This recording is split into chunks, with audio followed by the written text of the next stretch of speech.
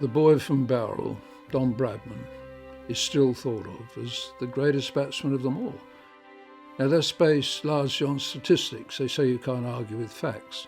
Well, Don scored almost 100 runs per innings in his Test career, 99.94.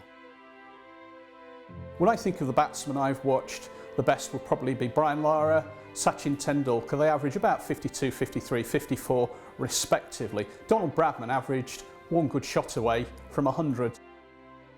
He began modestly in Test cricket, but he came to England in 1930 and he made 974 runs in those 5 Test matches, including 334 at Headingley, which was the highest score ever made in Test cricket at that point.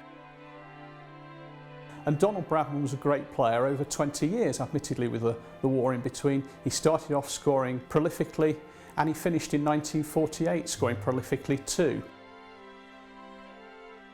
He became captain in 1934 and was a tough captain, but it's easy to captain a side where someone, i.e. yourself, is making all those runs. Don Bradman was twice as good as anyone. No matter where you go in the world, if it's non-cricket playing nations, everyone knows the standing Don Bradman had in our sport. The 1948 team became known as the Invincibles, and they were invincible. They didn't lose a game in that Test series.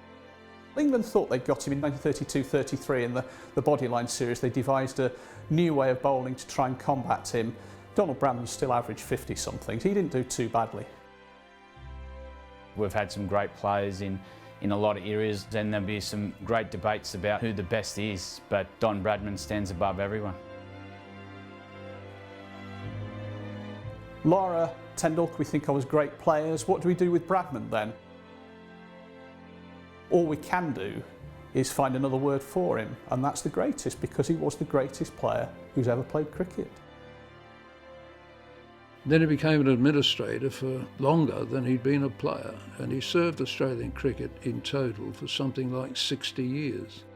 The Bradman Museum now is a living monument to the greatest batsman who ever drew breath.